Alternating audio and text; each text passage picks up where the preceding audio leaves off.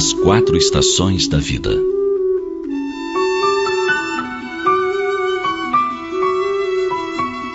Você já notou a perfeição que existe na natureza? Uma prova incontestável da harmonia que rege a criação. Como num poema cósmico, Deus rima a vida humana com o ritmo dos mundos. Ao nascermos, é a primavera que eclode em seus perfumes e cores. Tudo é festa. A pele é viçosa, cabelos e olhos brilham, o sorriso é fácil. Tudo traduz esperança e alegria. Delicada primavera, como as crianças que encantam os nossos olhos com sua graça. Nessa época tudo parece sorrir. Nenhuma preocupação perturba a alma. A juventude corresponde ao auge do verão. Estação de calor e beleza, abençoada pelas chuvas ocasionais. O sol aquece as almas, renovam-se as promessas. Os jovens acreditam que podem todas as coisas, que farão revoluções no mundo, que corrigirão todos os erros. Trazem a alma aquecida pelo entusiasmo. São impetuosos, vibrantes. Seus impulsos fortes também podem ser passageiros, como as tempestades de verão. Mas a vida corre célere. E um dia, que surpresa! A força do verão já se foi. Uma olhada ao espelho nos mostra rugas, os cabelos que começam a embranquecer, mas também aponta a mente trabalhada pela maturidade, a conquista de uma visão mais completa sobre a existência. É a chegada do outono. Nessa estação, a palavra é plenitude. Outono remete a uma época de reflexão e de profunda beleza. Suas paisagens inspiradoras, de folhas douradas e céus de cores incríveis, traduzem bem esse momento de nossa vida. No outono da existência, já não há ingenuidade infantil ou ímpeto incontido da juventude, mas há sabedoria acumulada, experiência e muita disposição para viver cada momento, aproveitando cada segundo. Enfim, um dia chega o inverno, a mais inquietante das estações. Muitos temem o inverno, como temem a velhice. É que esquecem a beleza misteriosa das paisagens cobertas de neve. Época de recolhimento? Em parte. O inverno é também a época do compartilhamento de experiências. Quem disse que a velhice é triste? Ela pode ser calorosa e feliz, como uma noite de inverno diante da lareira, na companhia dos seres amados. Velhice também pode ser chocolate quente, sorrisos gentis, leitura sossegada, generosidade com filhos e netos. Basta que não se deixe que o frio enregele a alma. Felizes seremos nós se aproveitarmos a beleza de cada estação. Da primavera, levarmos pela vida inteira a espontaneidade e a alegria. Do verão, a leveza e a força de vontade. Do outono, a reflexão. Do inverno, a experiência que se compartilha com os seres amados. A mensagem das estações em nossa vida vai além. Quando pensar com tristeza na velhice, afaste de imediato essa ideia. Lembre-se que após o inverno surge novamente a primavera e tudo recomeça. Nós também recomeçaremos. Nossa trajetória não se resume ao fim do inverno. Há outras vidas com novas estações. E todas iniciam pela primavera da idade. Após a morte, ressurgiremos em outros planos da vida e seremos plenos, seremos belos. Basta para isso amar. Amar muito. Amar as pessoas, as flores, os animais, os mundos que giram serenos. Amar, enfim, a criação divina. Amar tanto que a vida se transforme numa eterna primavera.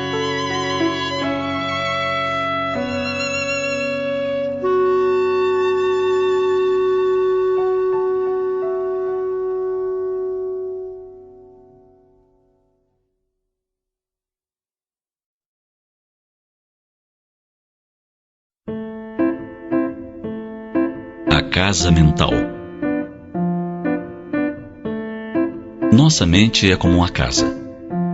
Pode ser grandiosa ou pequenina, suja ou cuidadosamente limpa. Depende de nós. Você já observou como agimos com relação aos pensamentos que cultivamos? Em geral, não temos com a mente o cuidado que costumamos dispensar aos ambientes em que vivemos ou trabalhamos. Quem pensaria em deixar sua casa ou escritório cheio de sujeira, acumulando lixo ou tomado por ratos e insetos? Certamente ninguém. No entanto, com a casa mental somos menos atenciosos. É que permitimos que pensamentos infelizes e maus sentimentos encontrem morada em nosso coração. E como fazemos isso? Agimos assim quando permitimos que tenham livre acesso às nossas mentes os pensamentos de revolta, inveja, ciúme, ódio. Ou quando cultivamos desejo de vingança, rancor e infelicidade.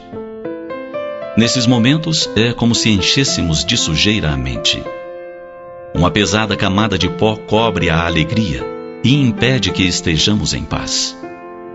Além da angústia que traz, a mente atormentada influencia diretamente o corpo, acarretando doenças e sofrimentos desnecessários.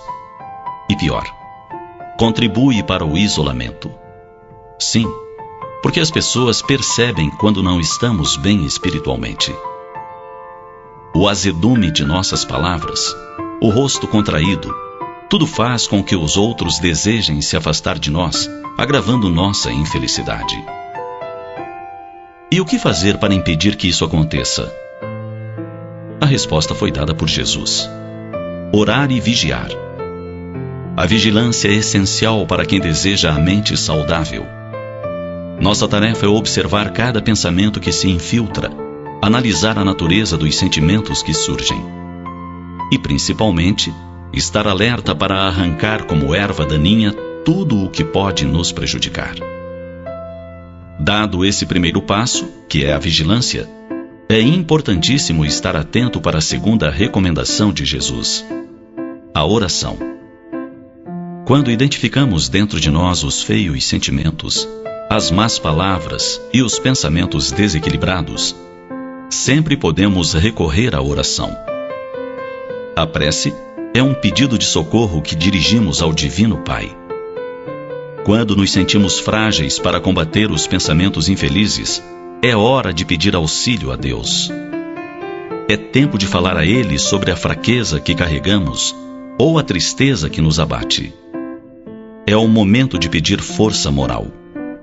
E o Pai dos céus nos enviará o auxílio necessário.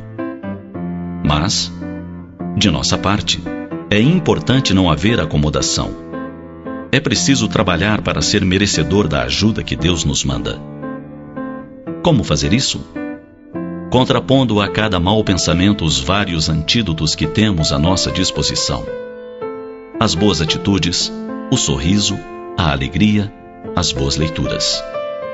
Em vez da maledicência, a boa palavra, as conversas saudáveis. No lugar da crítica ácida, optar pelo elogio ou pela observação construtiva. Se surgir um pensamento infeliz, combatê-lo com firmeza.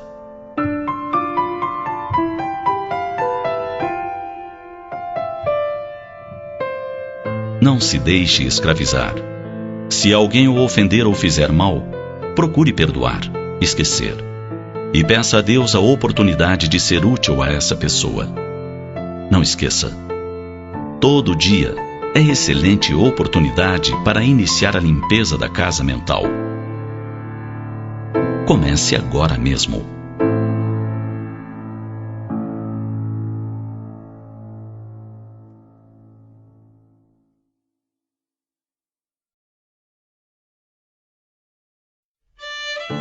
A sabedoria de envelhecer.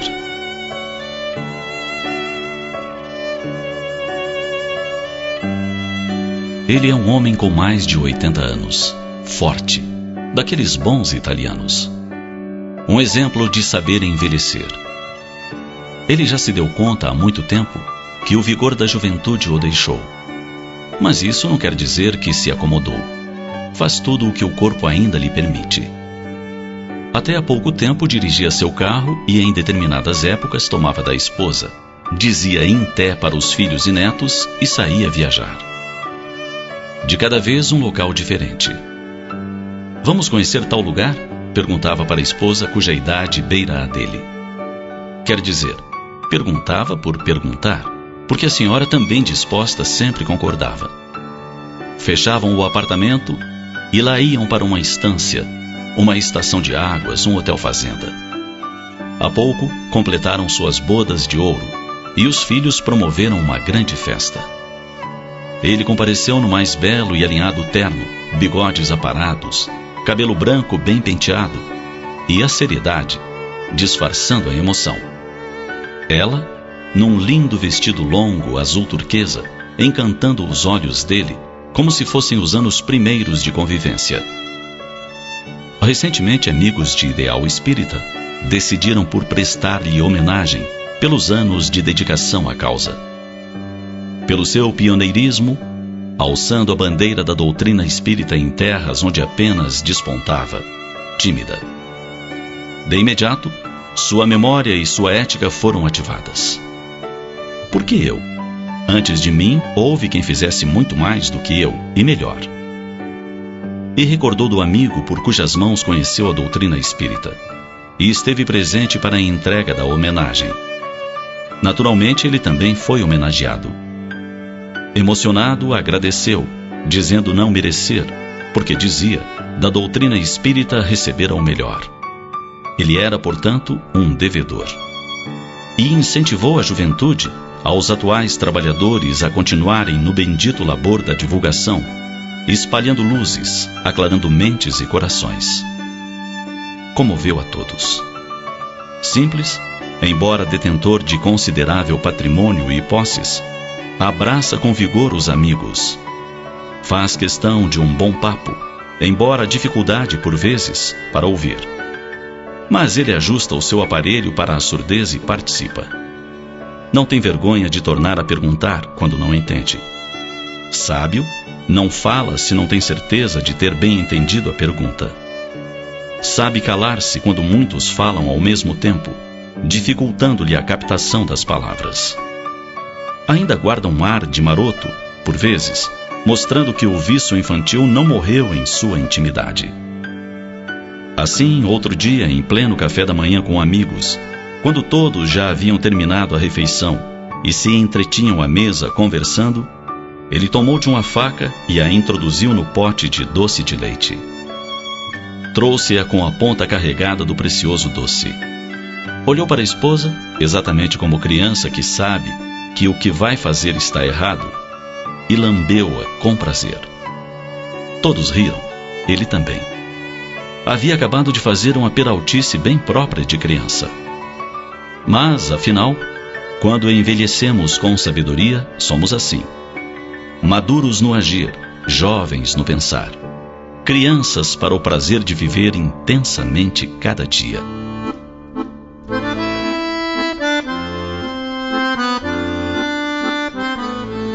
Pessoas frívolas que somente valorizam o exterior temem envelhecer. Pessoas ponderadas envelhecem sorrindo. Sabem que o vigor da juventude é passageiro e aproveitam a madureza dos anos para semear sabedoria e colher venturas.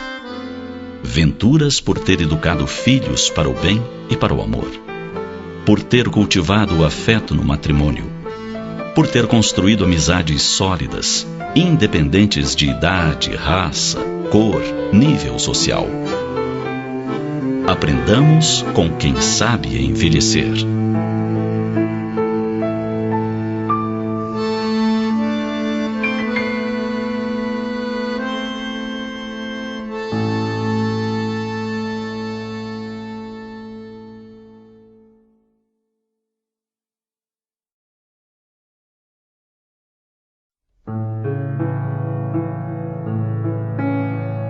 analfabetos de céu.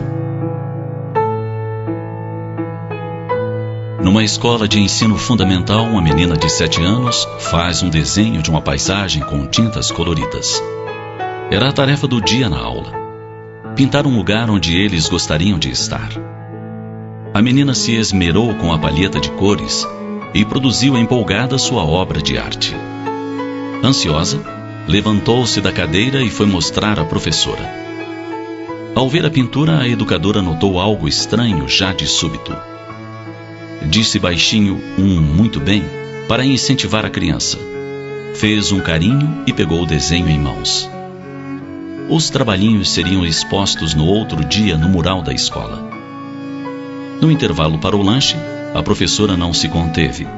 Pegou o desenho e foi mostrar às outras que se encontravam na secretaria da escola. Ela queria uma opinião sobre aquilo. Algumas delas eram mais entendidas em psicologia infantil e, quem sabe, poderiam ajudá-la a decifrar o que estava pintado ali. O que será que ela quis dizer com isso? Isso deve estar mostrando algum sentimento, algo que ela tem guardado? O que será? As amigas de profissão não souberam dizer. Algumas disseram que não era nada, que não deveria se preocupar, mas ela estava encafifada. Voltou à sala de aula e resolveu que, ao final do período, iria conversar com a menina e perguntar a ela o que significava. Chamou-a então com discrição à sua mesa e perguntou com a pintura na mão: "Querida, você pode explicar algo para mim?" A criança acenou com a cabeça. "Se o céu é azul, por que você desenhou um céu cor-de-rosa?" "Mas o céu não é azul, professora", respondeu ela com educação. "Quem diz que o céu é azul é analfabeto de céu. Ontem, no final da tarde, o céu atrás de minha casa estava assim, rosa. Esses dias vi um céu laranja. À noite ele é sempre preto ou azul escuro, mas de dia ele pode ser cinza claro, cinza escuro, vermelho. Sabe, uma vez vi uma tempestade tão grande no céu que ela chegou a pintar o céu de verde. Não é todo mundo que acredita, mas eu vi, era verde." A menina fez um verdadeiro discurso sobre as cores do céu, deixando boquiaberta a professora desatenta. Ela nunca havia parado para pensar nisso. Aceitou tão facilmente a verdade, o clichê de que o céu é azul, que acabou esquecendo a variedade de cores possíveis no zimbório terreno. Percebeu então como as crianças têm uma sensibilidade admirável e que muito tinha a aprender com elas. Com certeza, na próxima vez, antes de achar que possa existir algum problema numa criança, iria se analisar para perceber se não era sua sensibilidade que precisava de escola.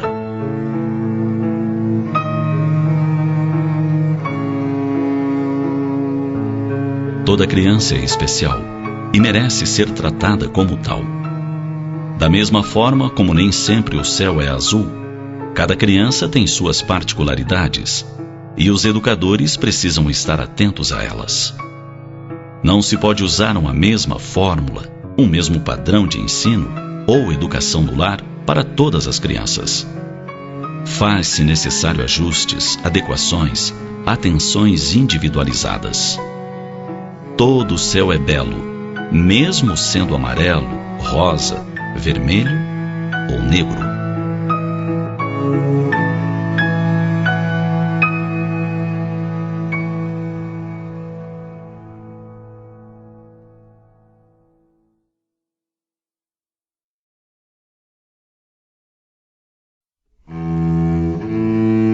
Ansiedade.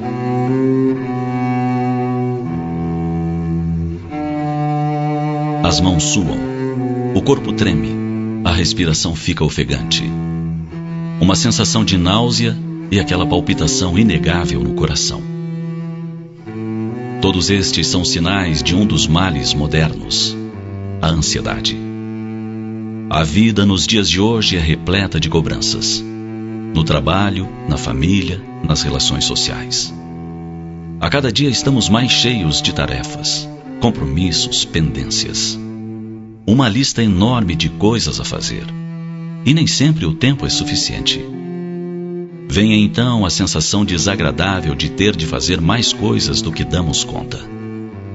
É comum ouvirmos as pessoas se queixando: tenho tanto a fazer e gostaria apenas de dormir, de ficar com minha família, de assistir a um bom filme, de brincar com meus animais de estimação. Por outro lado, as exigências da vida moderna nos obrigam a fazer cursos, a aperfeiçoar os conhecimentos. É a era da informação. Como conciliar tudo isso com o natural desejo de se instruir, melhorar de vida, aproveitar oportunidades, evoluir? O caminho do equilíbrio é a solução. É natural desejar o progresso e o aperfeiçoamento, tanto nos campos ético-moral como intelectual. É da natureza humana estar em permanente aprendizado, adquirindo conhecimento e agregando valor à sua bagagem cultural. Mas o grande problema de nossos dias é a ausência de limites. Estamos cada vez mais comandados pelas pressões externas, subjugados pelas imposições dos diversos grupos sociais. Raras vezes pensamos por nós. Não costumamos refletir sobre o que realmente nos interessa. Em geral, tomamos decisões sob extrema pressão. Resultado: desejamos fazer de tudo um pouco. Queremos ler tudo. Não desejamos nos chamem de desinformado. E a consequência imediata é o estresse. O corpo não suporta tanta pressão. Adoece. Nossa reação a esse mundo globalizado deveria ser serena. Vou aprender o que puder, quando puder e no meu ritmo, sem forçar minha natureza.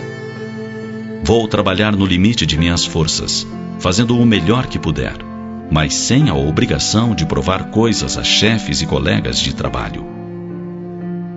A tradução disso tudo: estar no comando da própria vida.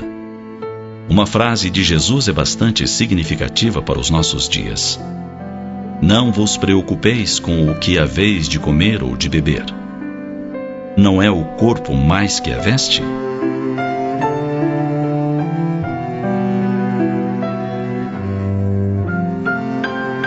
Se você acredita em Deus, tenha em mente que você jamais estará desamparado. Todas as coisas estarão bem se você estiver em paz, pois a paz vai gerar saúde do corpo. Com isso, você poderá trabalhar, sustentar a família, adquirir os bens que deseja. Apenas seja cauteloso. Não se deixe envolver a tal ponto no turbilhão do mundo, de maneira que o mundo o arraste para o olho desse furacão de estresse. Vigie suas reações. Monitore seus planos de vida. Pergunte-se: para que realmente quero isso?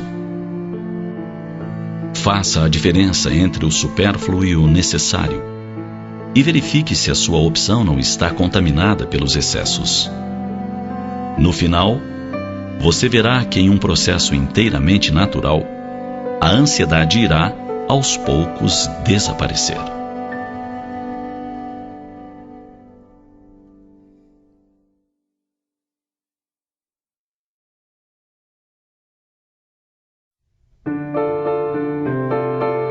As decepções e a bondade divina.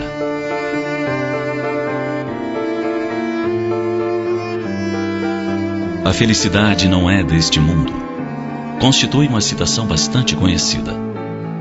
Ela corresponde a uma realidade, pois raramente no mundo se conjuga tudo o que se acha necessário para alguém ser perfeitamente feliz.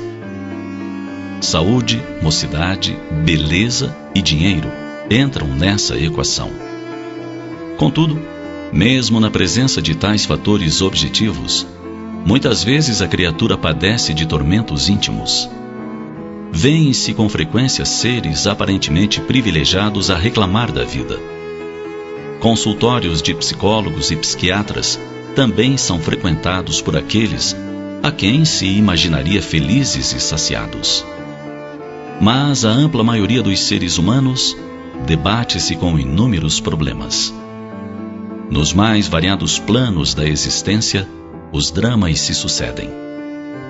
dificuldades financeiras, de relacionamento ou de saúde, clamam por atenção. Perante as naturais decepções do mundo, por vezes as criaturas se rebelam. Quando alcançadas por duras experiências, imaginam-se abandonadas por Deus. Esse modo de sentir revela uma compreensão muito restrita da vida. Ele até seria razoável caso tudo se esgotasse em uma única existência material. Perante a vida que segue pujante além do túmulo, os problemas materiais diminuem de importância. Em face desse amplo contexto, dificuldades não são tragédias, mas simples desafios. Em cada homem reside um anjo em perspectiva. Ele é brindado com as experiências necessárias para atingir o seu augusto potencial.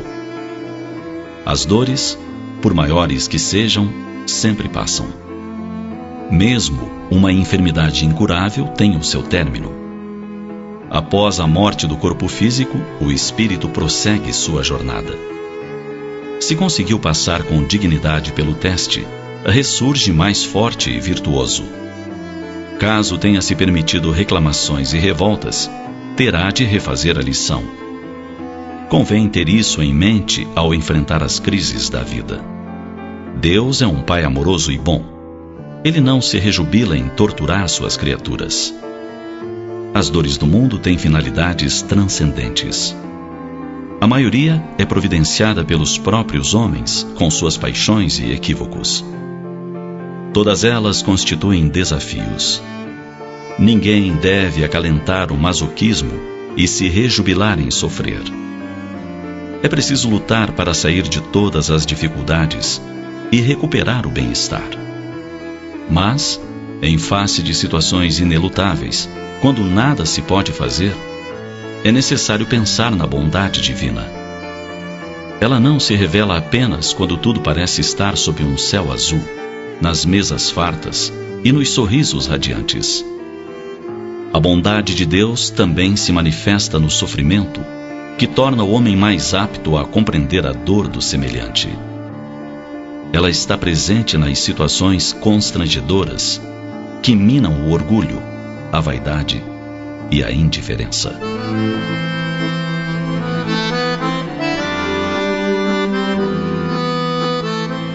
A vida na terra é passageira e se destina à melhoria de cada um. O viver terreno propicia resgate de equívocos do passado e preparação para etapas sublimes do existir imortal. Em um mundo material e ainda bastante inferior, os problemas e as decepções são inevitáveis. Apenas uma fé viva na bondade divina permite que o homem preserve seu coração livre de amargura. Pense nisso.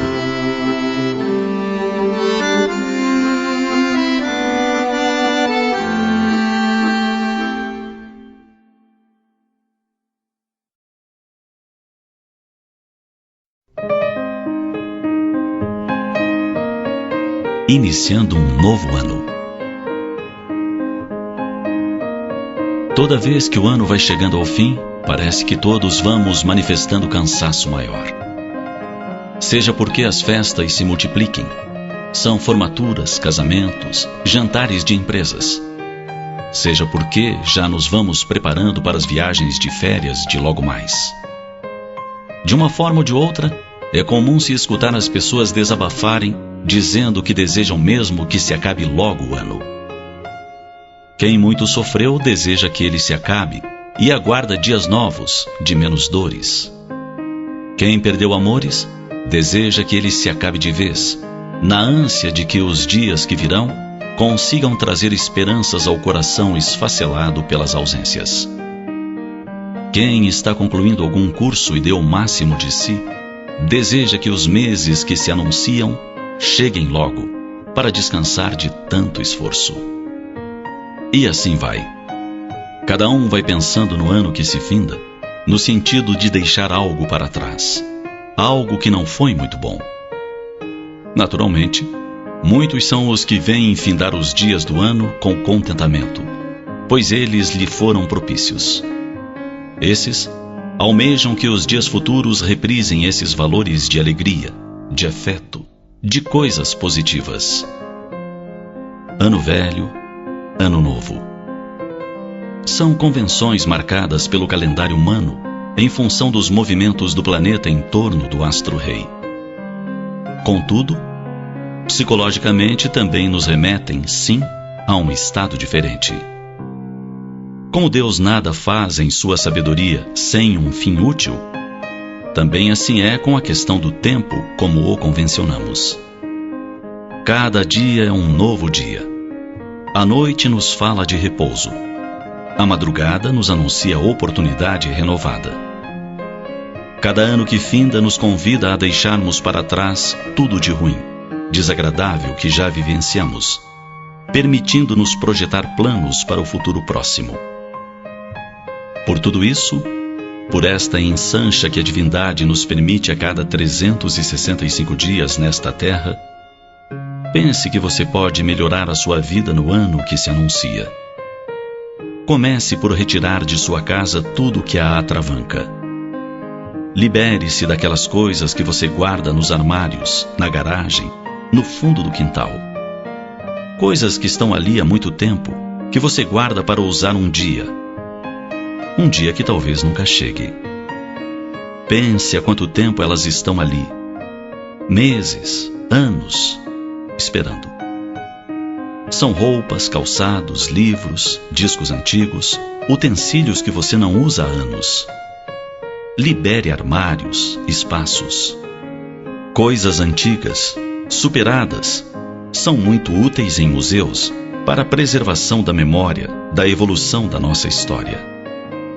Doe o que possa e a quem seja mais útil. Sinta o espaço vazio, sinta-se mais leve. Depois, pense em quanta coisa inútil você guarda em seu coração, em sua mente. Mágoas vividas, calúnias recebidas, mentiras que lhe roubaram a paz, traições que lhe deixaram doente, punhais amigos que lhe rasgaram as carnes da alma. Alije tudo de si. Mentalmente, coloque tudo em um grande invólucro e imagine-se jogando nas águas correntes de um rio caudaloso que as levará para além, para o mar do esquecimento. Deseje para si mesmo um ano novo diferente. E comece leve, sem essa carga pesada que lhe destrói as possibilidades de felicidade. Comece o novo ano olhando para frente, para o alto. Estabeleça metas de felicidade e conquistas. Você é filho de Deus e herdeiro do seu amor, credor de felicidade. Conquiste-a. Abandone as dores desnecessárias. Pense no bem.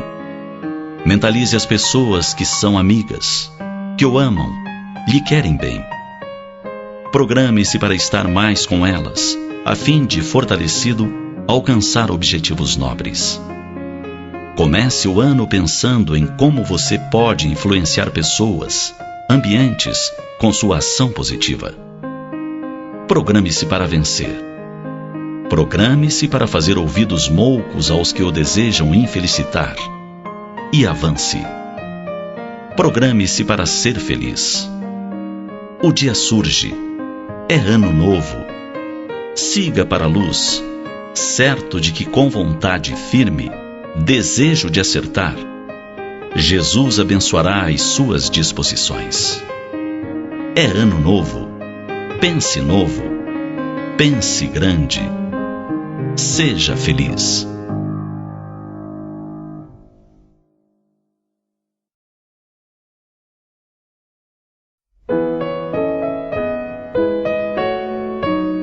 Deus te abençoe, meu filho.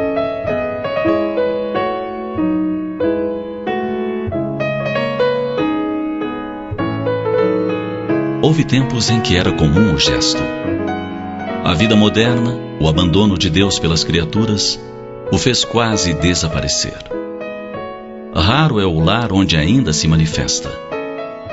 Em lugares mais isolados, mais no interior, onde a simplicidade da vida se consorcia com a fé, ainda persiste. falamos do que era costume de inúmeras famílias. Quando as crianças levantavam pela manhã, quando se preparavam para dormir, quando cumprimentavam as visitas, uniam as mãos e as estendiam em direção dos pais, avós, tios, padrinhos, pedindo: a bênção, pai. A bênção, vó. A bênção, madrinha. E esses, com suas mãos, envolviam as infantis e desejavam: Deus te abençoe, meu filho. Naturalmente que pelo hábito o gesto passou a ser quase mecânico. Isto é, muitas vezes era repetido somente por ser tradição, sem envolvimento emocional algum. De toda forma, a simples menção do nome de Deus na frase, com emissão de bênçãos, tinha seu valor.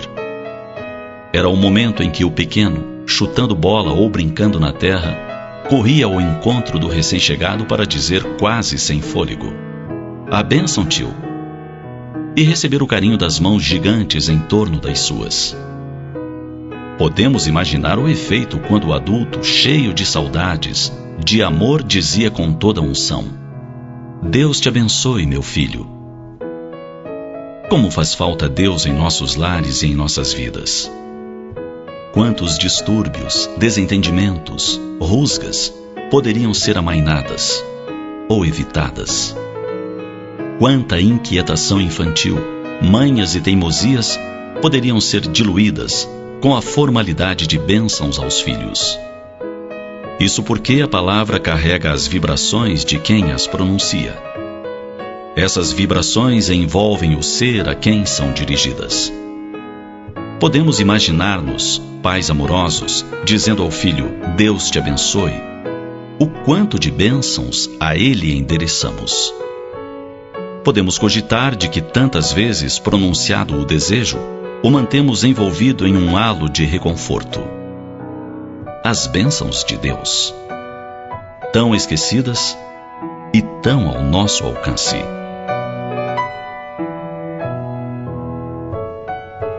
Pense nisso.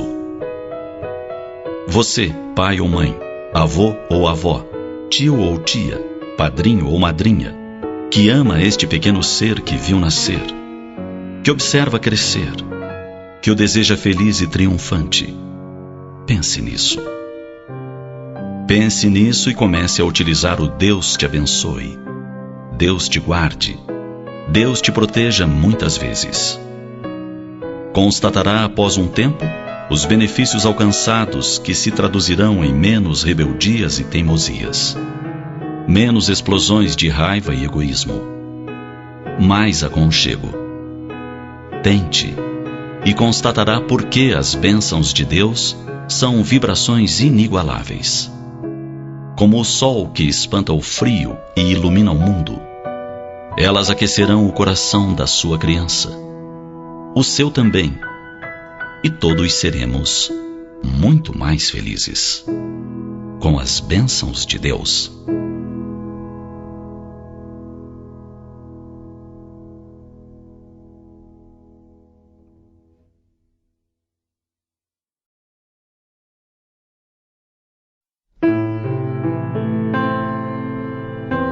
Direito dos filhos?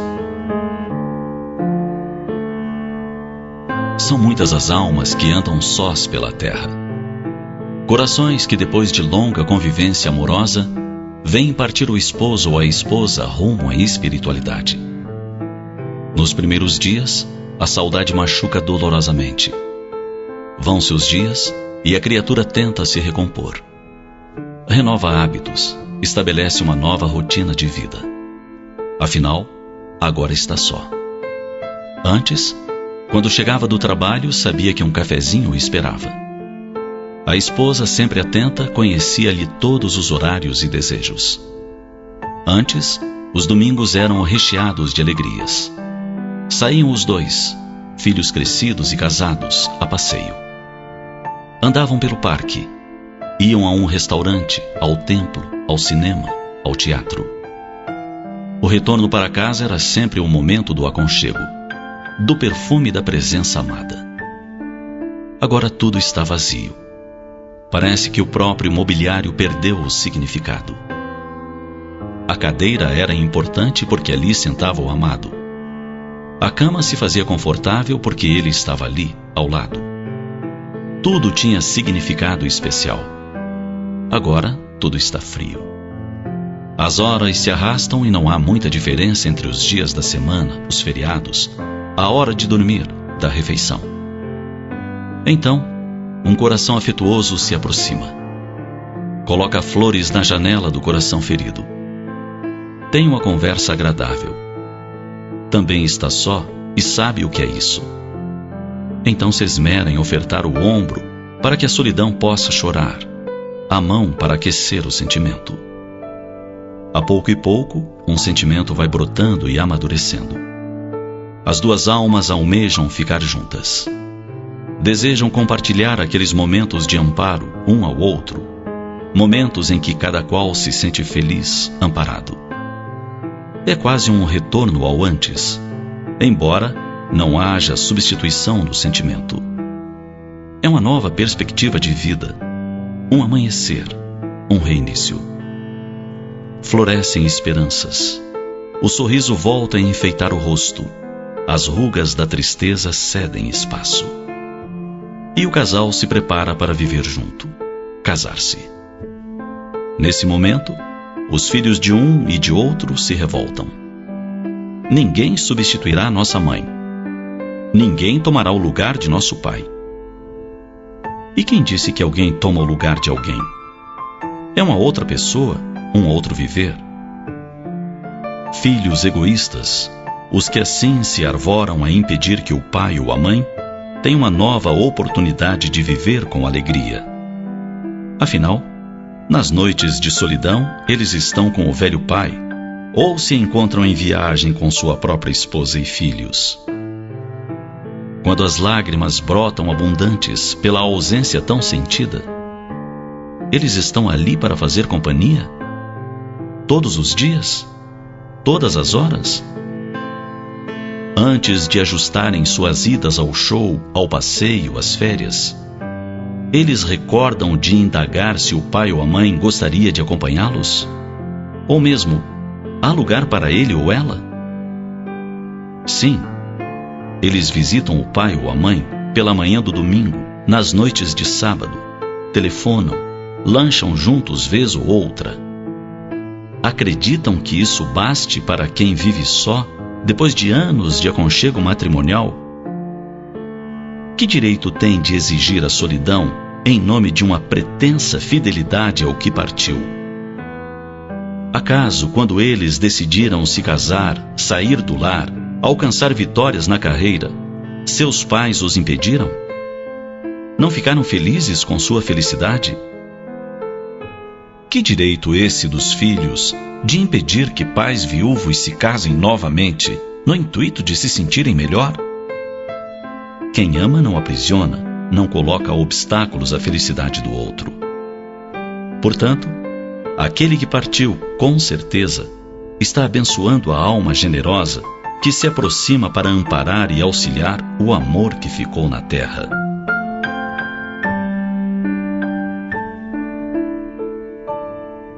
Por isso tudo, meditemos a respeito e refaçamos nossa forma de pensar, de agir, com esses nossos queridos pais maduros, idosos, velhinhos.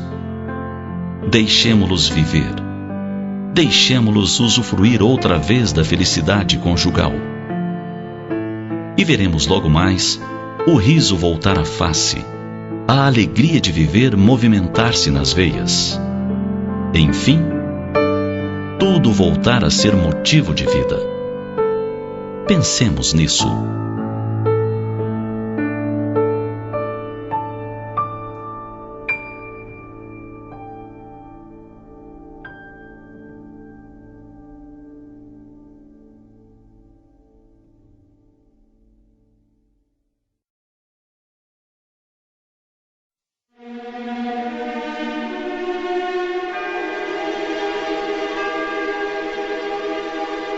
Luz do mundo.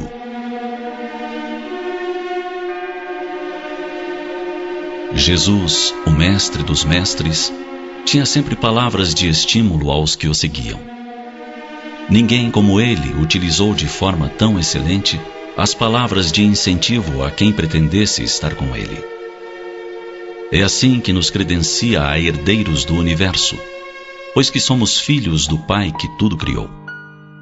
Bem como nos chama de filhos da luz, ramos da videira, aqueles que podem fazer tudo o que ele fez e muito mais.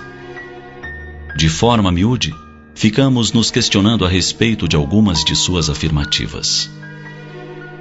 Por nos considerarmos tão pequenos, tão distantes da grandeza de que se reveste o Mestre de Nazaré, indagamo-nos se ele estaria certo ao nos ofertar tais credenciais. Filhos da luz? Nós, que nos sentimos ainda tateando em sombras densas? Andar no mundo como filhos da luz? Enquanto temos luz? De que luz dispomos? De que intensidade é nossa luz? Então nos lembramos do valor de um fósforo em plena escuridão. Quando a escuridão se faz porque a energia elétrica sofre uma pane, como a luz débil de um fósforo faz a grande diferença. Disse alguém que nos podemos considerar como um fósforo aceso. Sim, a chama não ilumina a grande distância, mas faz a diferença entre a escuridão total e uma pequena claridade. Claridade que nos retira, por breves segundos, embora, da insegurança total das trevas. Claridade que nos permite ver o outro, perceber que não estamos sós, que mais alguém compartilha conosco daquela situação, e nos darmos as mãos. Claridade que nos permite ir buscar uma lanterna, uma vela, um lampião. Ou se nada disso tiver por perto, acender um outro fósforo, e mais outro. Quem sabe, fazer um clarão maior enquanto a energia elétrica não se restaura. Em se tratando da sociedade, podemos imaginar o mesmo valor dessa pequena luz. Se somos um fósforo de dignidade que se acende quando a corrupção anda à solta, fazemos a diferença. Porque a nossa chama mostra a outros o nosso valor e motiva a que os demais resolvam acender a sua própria chama. Se em meio à indiferença geral, somos o fósforo que aquece a alma e a vida de quem sofre. Se em meio à covardia moral mostramos a luz da correta conduta. Se, enfim, somos a pequenina chama da amizade, da justiça, da fé. Quanta luz espalharemos por onde passarmos? Tinha, portanto, toda a razão Jesus ao nos estimular a andar no mundo como filhos da luz. Andar enquanto tivermos luz.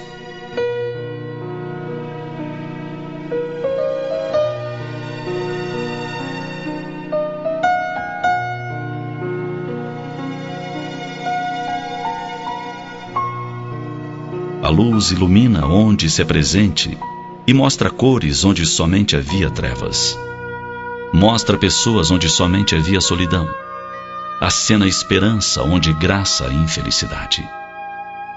Pensemos nisso e atendamos ao incentivo do Mestre de Nazaré. Não nos preocupemos com a chama pequena, oscilante ou de duração rápida. Mostremos nossa luz, mesmo que somente seja para acender outra luz.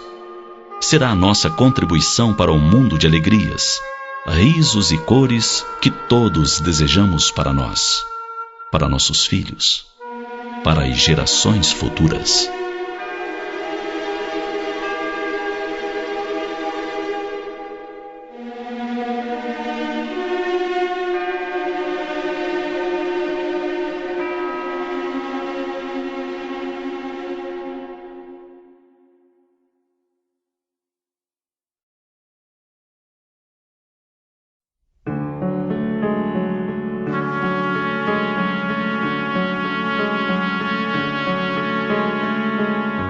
Onde estás, ó Deus, que não respondes?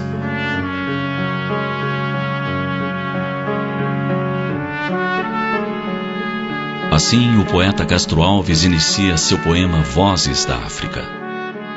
É o lamento do continente africano, vendo seus filhos serem levados como animais ao mercado de escravos. Deus, ó Deus, onde estás que não respondes? Em que mundo, em que estrela tu te escondes? Embuçado nos céus? Há 2000 anos te mandei meu grito, que embalde desde então corre o infinito. Onde estás, Senhor Deus? À semelhança dos versos do poeta, muitas vozes se ergueram quando aconteceu o 11 de setembro de 2001 para indagar onde estava Deus naquele momento.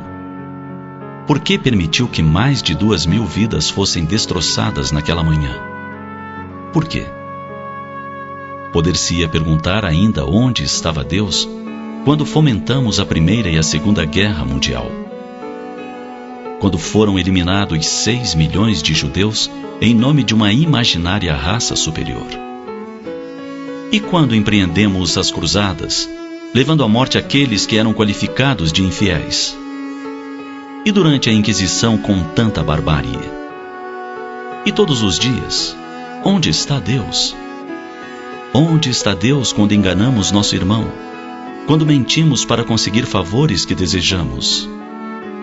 Quando desonramos o lar com o adultério? Quando eliminamos a vida no ventre materno, porque não desejamos o filho em gestação? Onde está Deus quando deixamos nossos filhos à matroca, sem orientação, porque preferimos a acomodação? Onde está Deus quando, utilizando o poder que o mundo nos confere, ferimos pessoas, destruímos a honra de outras vidas? Onde está Deus quando levantamos as bandeiras da pena de morte ao nosso irmão, ou da eutanásia? Para todas as perguntas, a resposta é a mesma. Deus está dentro de nós, dentro de cada criatura. Soberanamente sábio, criou-nos a todos iguais, partindo de um mesmo ponto de simplicidade e ignorância.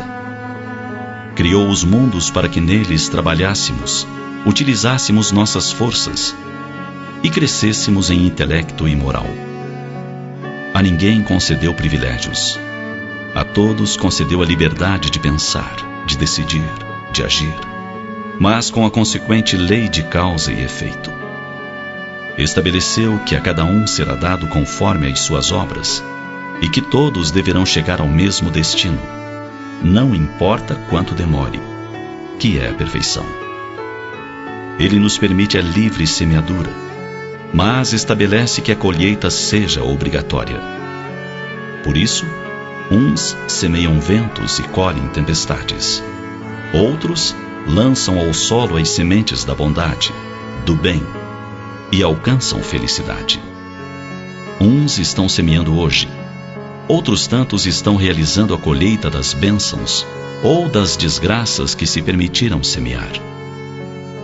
Conhecedor das fragilidades de seus filhos, aguarda que cada um desperte a seu tempo, cansado das dores que para si mesmo conseguiu. Portanto, não indague onde está Deus quando você contemple a injustiça. Trabalhe pela justiça. Não pergunte onde está Deus quando observe a violência. Semeie a paz. Não questione onde está Deus quando a miséria campeia. Utilize seus recursos para semear riquezas. Enfim, onde quer que você esteja, lembre que Deus está em você e com você, e espera que você seja o seu mensageiro de bênçãos onde se encontre. Pense nisso. Pense agora e comece a demonstrar ao mundo o Deus que existe em sua intimidade.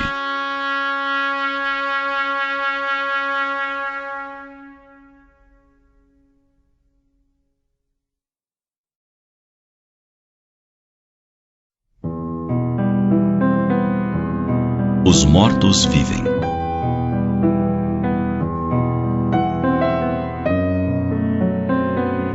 A comemoração dos mortos, hoje denominada Dia de Finados, tem origem na Gália Antiga, no território europeu. É comum no dia de hoje a intensa visitação aos túmulos, e se observam cenas interessantes. Existem os que se sentam sobre os túmulos dos seus amados e ali passam o dia, para lhes fazer companhia, como se em verdade eles ali estivessem encerrados. Outros lhes levam comidas e bebidas para que se alimentem, como se o espírito disso necessitasse. Outros ainda gastam verdadeiras fortunas em flores raras e ornamentações vistosas. Decoram o túmulo como se devesse ser a morada do seu afeto. Tais procedimentos podem condicionar o espírito, se não for de categoria lúcida, consciente, mantendo-o ligado aos seus despojos, ao seu túmulo. Como cristãos, aprendemos com Jesus que a morte não existe. Assim, nossos mortos não estão mortos, nem dormem. Cumprem tarefas e distendem mãos auxiliadoras aos que permanecem no casulo carnal. Prosseguem no seu autoaprimoramento, construindo e reformulando o mundo íntimo na disciplina das emoções. E continuam a nos amar. A mudança de estado vibratório não os furta aos sentimentos doces, cultivados na etapa terrena. São pais e mães queridas, arrebatados pelo inesperado da desencarnação. Filhos, irmãos, esposos, seres amados. O vazio da saudade alugou as dependências de nosso coração e a angústia transferiu residência para as vizinhanças de nossa alma. É hora de nos curvarmos à majestade da lei divina e orarmos. A prece é perfume de flor que se eleva e funde abraços e beijos, a saudade e o amor. Para os nossos afetos que partiram para o mundo espiritual, a melhor conduta é a lembrança das suas virtudes, dos seus atos bons, dos momentos de alegria juntos vividos. A prece que lhes refrigera a alma e lhes fala dos nossos sentimentos. Não há necessidade de se ter dinheiro para honrar com fervor cristão os nossos mortos. Nem a absoluta necessidade de nossas presenças ao lado das suas tumbas. Eles não estão lá. Espíritos libertos vivem no mundo espiritual, tanto quanto estão ao nosso lado muitas vezes, nos dizendo da sua igual saudade e de seu amor.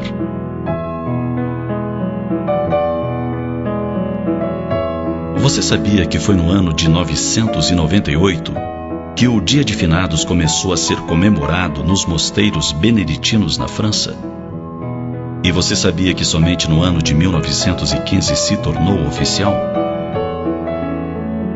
Se você deseja honrar seus mortos, transforme em pães e peças de vestuário para crianças e gestantes pobres as quantias amoedadas que gastaria na ornamentação dos túmulos e em flores exuberantes. Oferte-as em nome e por seus amados.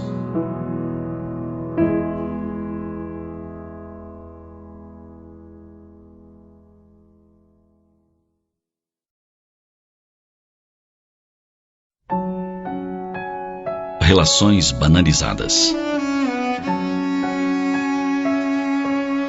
No mundo moderno, as comunicações operam-se com grande rapidez e eficiência.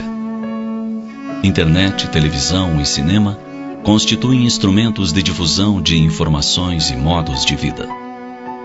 Graças a eles se tem notícia do quão liberais estão os costumes. Valores tradicionais são colocados em xeque. A educação baseada na proibição dá mostras de estar para desaparecer. Os jovens exercitam a sexualidade cada vez mais cedo. Tabus caem e nada mais parece errado. Segundo uma concepção que se generaliza, o importante é ser feliz. Essa felicidade é identificada com a realização de sonhos e a obtenção de prazeres. Entretanto, a vivência dessa nova cultura não parece proporcionar paz e plenitude. Problemas psicológicos como depressão e ansiedade se alastram. A troca constante de parceiros traz vazio e insatisfação. uma série de relações sem profundidade em nada contribui para o amadurecimento afetivo. A ausência de compromisso sério torna banais os relacionamentos. Em clima de banalidade, é impossível surgir uma afeição genuína e profunda. A qualquer sinal de dificuldade, o rompimento surge como uma opção simples e fácil. Pessoas tornam-se descartáveis nas vidas umas das outras. A procura da felicidade torna-se um processo de infantilização. Ao invés de serem identificados e resolvidos os problemas de uma relação, foge-se deles. É como se os seres humanos se assemelhassem a eletrodomésticos. Quando surgem problemas, um é facilmente substituído por outro. Trata-se de uma triste característica que se incorpora na personalidade. Gradualmente, optar pela solução mais fácil torna-se uma segunda natureza. Ocorre que a solução mais fácil nem sempre é a mais honrosa. Em questões morais, raramente agir com correção é fácil. Caso se opte sempre pela facilidade, corre-se o risco de perder completamente as referências éticas. De leviandade em leviandade, o homem se converte em um monstro egoísta e imoral. As dores e os problemas dos outros deixam de ter qualquer importância. O relevante é não se incomodar e seguir despreocupado. Entretanto, ação gera reação. Quem se permite desprezar, ferir e seguir adiante, gradualmente se vê isolado. Contudo, a dor destina-se a desenvolver a sensibilidade e não poupa ninguém. Todo mundo, mais cedo ou mais tarde, experimenta dificuldades e necessita de apoio. Em épocas difíceis, de dor e desolação, um ombro amigo é um tesouro de inestimável valor. Ciente disso, não se negue a apoiar quem precisa de você. Não banalize suas relações e nem imagine que as pessoas são descartáveis. Não tenha como meta de vida a despreocupação. Descubra a aventura de estabelecer vínculos afetivos sólidos e profundos. Permita-se partilhar os problemas dos outros. Converta-se em alguém solidário e disposto a colaborar.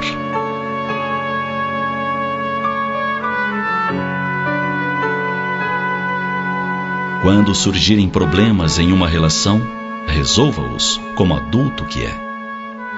Talvez sua vida se torne um pouco menos despreocupada, mas ela ganhará em plenitude e maturidade. O exercício da solidariedade e da compaixão o fará um ser humano melhor. E, com certeza, ser digno e bom lhe proporcionará paz e alegria. Pense nisso.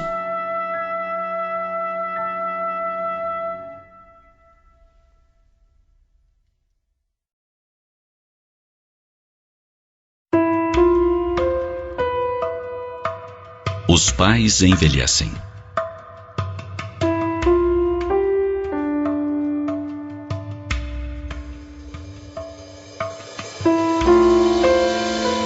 Talvez a mais rica, forte e profunda experiência da caminhada humana seja a de ter um filho. Plena de emoções, por vezes angustiante, ser pai ou mãe é provar os limites que constituem o sal e o mel do ato de amar alguém. Quando nascem, os filhos comovem por sua fragilidade, seus imensos olhos, sua inocência e graça. Basta vê-los para que o coração se alargue em riso e cor. Um sorriso é capaz de abrir as portas de um paraíso. Eles chegam à nossa vida com promessas de amor incondicional. Dependem de nosso amor, dos cuidados que temos, e retribuem com gestos que enternecem. Mas os anos passam e os filhos crescem. Escolhem seus próprios caminhos, parceiros e profissões. Trilham novos rumos, afastam-se da matriz. O tempo se encarrega da formação de novas famílias. Os netos nascem. Envelhecemos. E então algo começa a mudar. Os filhos já não têm pelos pais aquela atitude de antes. Parece que agora só os ouvem para fazer críticas, reclamar, apontar falhas. Já não brilha mais nos olhos deles aquela admiração da infância. E isso é uma dor imensa para os pais. Por mais que disfarcem, todo pai e mãe percebe as mínimas faíscas no olho de um filho. É quando pais idosos dizem para si mesmos: que fiz eu? Por que o encanto acabou? Por que meu filho já não me tem como seu herói particular? Apenas passaram-se alguns anos e parece que foram esquecidos os cuidados e a sabedoria que antes era referência para tudo na vida. Aos poucos, a atitude dos filhos se torna cada vez mais impertinente. Praticamente não ouvem mais os conselhos. A cada dia demonstram mais impaciência. Acham que os pais têm opiniões superadas, antigas. Pior é quando implicam com as manias, os hábitos antigos, as velhas músicas, e tentam fazer os velhos pais se adaptarem aos novos tempos, aos novos costumes. Quanto mais envelhecem os pais, mais os filhos assumem o controle. Quando eles estão bem idosos, já não decidem o que querem fazer ou o que desejam comer e beber. Raramente são ouvidos quando tentam fazer algo diferente. Passeios, comida, roupas, médicos. Tudo passa a ser decidido pelos filhos. E, no entanto, os pais estão apenas idosos, mas continuam em plena posse da mente. Por que então desrespeitá-los? Por que tratá-los como se fossem inúteis ou crianças sem discernimento? Sim, é o que a maioria dos filhos faz. Dá ordens aos pais. Trata-os como se não tivessem opinião ou capacidade de decisão. E, no entanto, no fundo daqueles olhos cercados de rugas, há tanto amor. Naquelas mãos trêmulas, há sempre um gesto que abençoa, acaricia.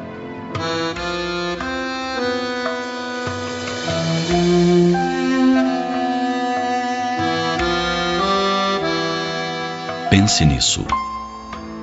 A cada dia que nasce, lembre-se, está mais perto o dia da separação entre vocês.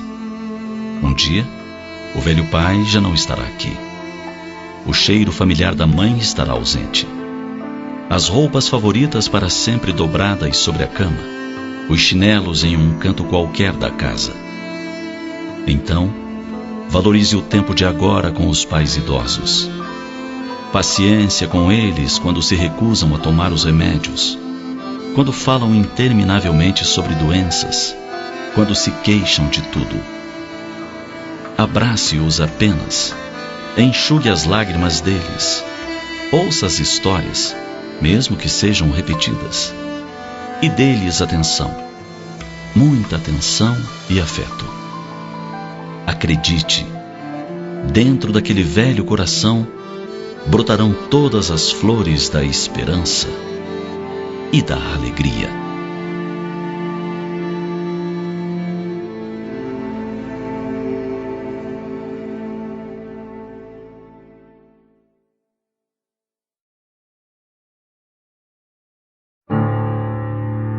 Quando tudo dá errado.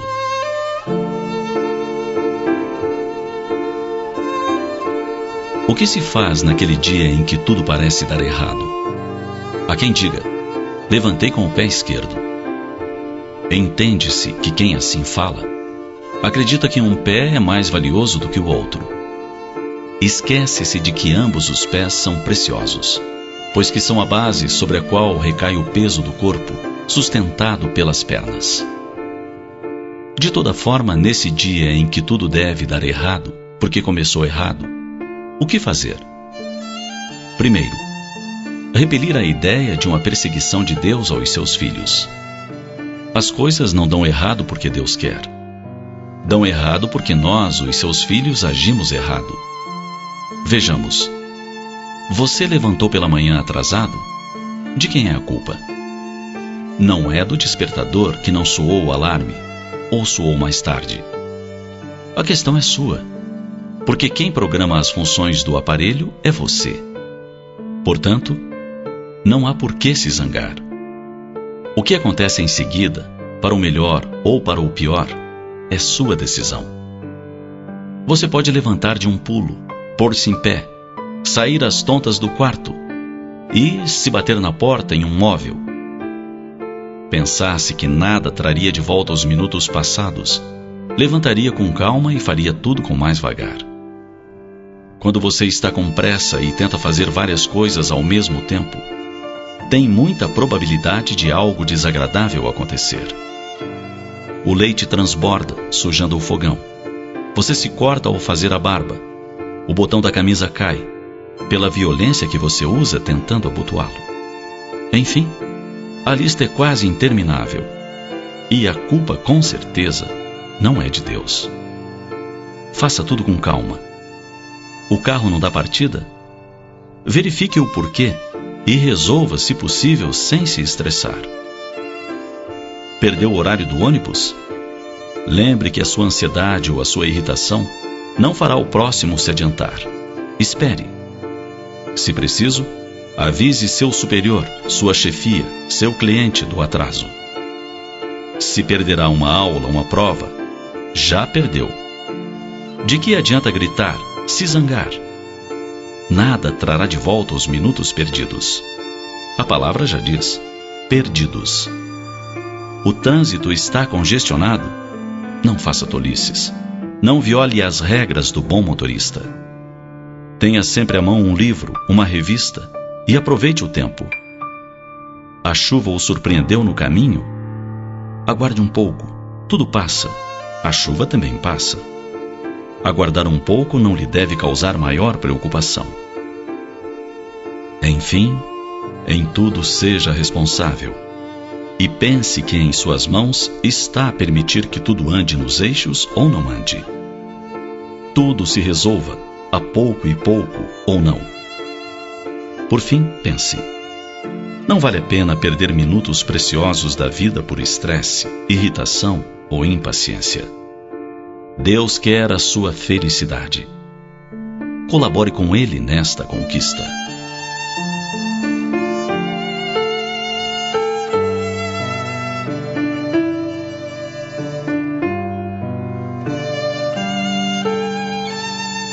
Tudo no universo traduz harmonia, precisão. Os planetas obedecem às suas trajetórias, e cada qual se enquadra na linha do dever que lhe é própria. Os astros giram, as estrelas lançam sua luz ao espaço. Tudo obedece ao grande Pai de todos nós. Não sejamos diferentes. Harmonizemo-nos. Colaboremos com nossa própria felicidade. E pensemos a cada dia: hoje tudo vai dar certo, perfeitamente certo. Eu farei o possível para tudo acontecer acertadamente.